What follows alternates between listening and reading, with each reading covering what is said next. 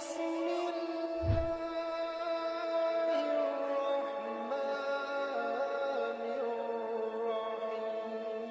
الرحيم۔ السلام علیکم ناظرین۔ پیارے ناظرین، آج کی ویڈیو میں ہم آپ کو بتائیں گے پیغمبر خدا حضرت ابراہیم علیہ السلام کی ازواج مطہرات حضرت سارہ اور حضرت حاجرہ کے بارے میں۔ ناظرین، جب نمرود نے حضرت ابراہیم علیہ السلام کو ملک بابل سے نکال دیا تو حضرت ابراہیم علیہ السلام ملک شام کی طرف روانہ ہوئے۔ ان کے ساتھ ان کی بیوی حضرت سارہ اور ان کے بھتیجے حضرت لوط علیہ السلام تھے۔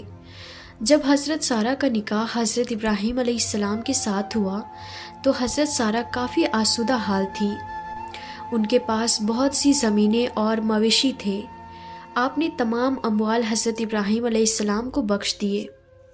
حضرت ابراہیم علیہ السلام نے اپنی مہارت سے تمام امور کی اصلاح کی۔ مویشیوں اور زراعت میں ترقی ہوئی، یہاں تک کہ بابل میں کسی کا حال ان سے بہتر نہیں تھا۔ اس لیے یہ سارا مال نمرود نے حضرت ابراہیم علیہ السلام سے لینے کی کوشش کی۔ حضرت ابراہیم علیہ السلام حضرت لوط علیہ السلام اور حضرت سارہ کو لے کر چلے گئے اور کہا، میں اپنے پروردگار کی طرف یعنی بیت المقدس جا رہا ہوں، وہ عنقریب میری رہبری کرے گا۔ حضرت ابراہیم علیہ السلام ایک غیور انسان تھے، اس لیے انہوں نے اس سفر میں اپنی بیوی حضرت سارہ کو ایک صندوق میں بند کر دیا تاکہ وہ غیر مردوں کی نظروں سے محفوظ رہے۔ لیکن راستے میں قبطیوں کے ملک یعنی مصر میں پہنچے، جس پر ایک عرب بادشاہ حکومت کرتا تھا۔ اس ملک کی سرحد پر ایک سپاہی نے حضرت ابراہیم علیہ السلام کو اپنے مال کا محصول ادا کرنے کے لیے روک لیا۔ وہ آپ کے سامان کی جانچ پڑتال کرتے کرتے اس صندوق کے پاس آئے اور بولا، یہ صندوق کھول کر دکھائیں۔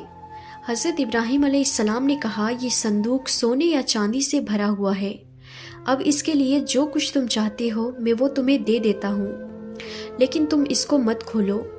اس نے کہا، جب تک صندوق نہ کھولو گے اس کا حساب نہیں ہو سکتا۔ اسی اثنا میں اس نے صندوق کو کھول دیا۔ جب اس کی نظر حضرت سارہ کے حسین و جمیل چہرے پر پڑی تو وہ کہنے لگا، اب تو میں جب تک تمہارے اور اس عورت کے بارے میں بادشاہ کو اطلاع نہ دے دوں تمہیں آگے نہیں جانے دوں گا۔ چنانچہ اس نے کسی شخص کو بھیج کر بادشاہ کو اس معاملے سے آگاہ کیا۔ بادشاہ نے چند لوگوں کو بھیجا کہ صندوق اٹھا کر لے آئے۔ حضرت ابراہیم علیہ السلام بھی ساتھ چلے اور فرمایا کہ جب تک میرے جسم میں جان باقی ہے میں صندوق سے جدا نہیں ہوں گا۔ جب بادشاہ کو یہ اطلاع دی گئی تو اس نے حکم دیا کہ ابراہیم کو بھی تابوت کے ساتھ آنے کی اجازت دے دی جائے۔ چنانچہ حضرت ابراہیم علیہ السلام کو تابوت اور ان کے تمام سامان کے ساتھ بادشاہ کے پاس لے جایا گیا۔ جب آپ اس کے سامنے پہنچے اور اس کی نظر حضرت سارہ پر پڑی تو اس نے بے اختیار اپنا ہاتھ ان کی جانب بڑھایا۔ حضرت ابراہیم علیہ السلام جو غیرت و حمیت کا سرچشمہ تھے، وہ سخت پریشان ہوئے اور ادھر سے منہ پھیر کر اللہ تعالیٰ سے کہا، پروردگار میرے اہل حرم کو اس شخص کے ہاتھ سے محفوظ رکھنا۔ اسی وقت بادشاہ کا ہاتھ سوکھی لکڑی کی مانند ہو گیا اور اس نے حضرت ابراہیم علیہ السلام کو مخاطب ہو کر کہا، کیا تمہارے خدا نے میرا ہاتھ خشک کر دیا ہے؟ حضرت ابراہیم علیہ السلام نے فرمایا، ہاں، میرا خدا غیور ہے اور وہ حرام کاموں کو ناپسند کرتا ہے۔ بادشاہ نے کہا، آپ اپنے خدا سے دعا کریں کہ وہ میرا ہاتھ ٹھیک کر دے، میں آپ کے حرم کے ساتھ کوئی ایسی حرکت نہیں کروں گا۔ چنانچہ حضرت ابراہیم علیہ السلام نے دعا کی اور بادشاہ ٹھیک ہو گیا۔ پھر بادشاہ نے دوبارہ حضرت سارہ کی جانب دیکھا اور اپنا ہاتھ ان کی طرف بڑھایا۔ اس پر پہلے کی طرح اس کا ہاتھ پھر خشک ہو گیا۔ تب اس نے دوبارہ حضرت ابراہیم علیہ السلام سے دعا کی درخواست کی۔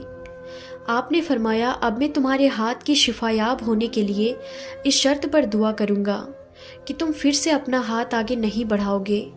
اگر تم ایسا کرو اور تمہارا ہاتھ خشک ہو جائے تو پھر تم مجھ سے دعا کے لیے نہیں کہو گے۔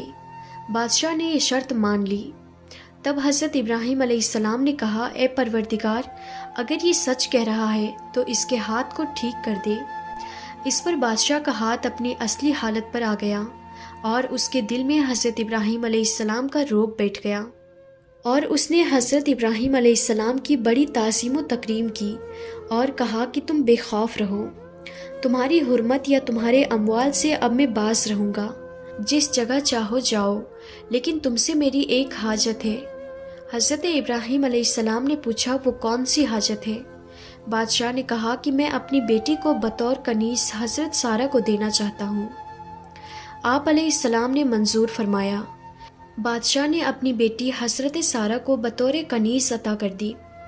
بادشاہ کی یہ بیٹی کوئی اور نہیں بلکہ حضرت حاجرہ تھی، جن کو بعد میں اللہ تعالیٰ کے حکم سے حضرت ابراہیم علیہ السلام نے اپنی بیوی کا درجہ دیا، اور انہی کے بطن سے اللہ تعالیٰ نے حضرت ابراہیم علیہ السلام کو حضرت اسماعیل علیہ السلام عطا کیے۔ حضرت ابراہیم علیہ السلام اپنے اہل و اموال کے ساتھ روانہ ہوئے۔ بادشاہ بھی ان کی تعظیم کے لیے ان کے پیچھے چلا۔ خدا نے ابراہیم علیہ السلام کو وحی کی کہ کھڑے ہو جاؤ اور اس بادشاہ کے آگے نہ چلو جس پر قابو پا چکے ہو، بلکہ اس کو آگے کرو اور خود اس کے پیچھے چلو اور اس کی تعظیم کرو، کیونکہ وہ بادشاہی کے باوجود مغلوب اور ناچار ہے، خواہ نیکوکار ہے یا بدکار۔ یہ سن کر ابراہیم علیہ السلام کھڑے ہو گئے اور بادشاہ سے کہا آگے چلو کہ میں تمہاری تعظیم کروں اور تم کو مقدم رکھوں اور تمہاری عزت و اکرام کی وجہ سے تمہارے پیچھے چلوں۔ بادشاہ نے پوچھا کیا ہوا، تمہارے خدا نے ایسی وحی کی ہے؟ حضرت ابراہیم علیہ السلام نے کہا ہاں۔ اس نے کہا کہ میں گواہی دیتا ہوں کہ تمہارا خدا صاحب جلال اور کریم ہے، تم نے اپنے دین کی طرف مجھے راغب کر لیا ہے۔ پھر بادشاہ نے حضرت ابراہیم علیہ السلام کو رخصت کیا اور وہ روانہ ہو گئے۔ اس ملک سے نکل کر حضرت ابراہیم علیہ السلام ملک شام پہنچ کر ایسی جگہ ٹھہرے جو فلسطین اور شام سے آنے جانے والوں کا راستہ تھا۔ اس راستے پر اللہ کے ان نیک بندوں نے رہنا سہنا شروع کر دیا۔ تو ناظرین، میں امید کرتی ہوں کہ آپ سب کو آج کی یہ ویڈیو پسند آئی ہوگی۔ اگر ویڈیو پسند آئی ہے تو ویڈیو کو لائک ضرور کریں تاکہ ہم آپ کے لیے مزید اچھی ویڈیوز لاتے رہیں، اور دوستوں کے ساتھ شیئر بھی کر دیں۔ تو پھر ملتے ہیں اگلی ویڈیو میں، تب تک کے لیے خدا حافظ۔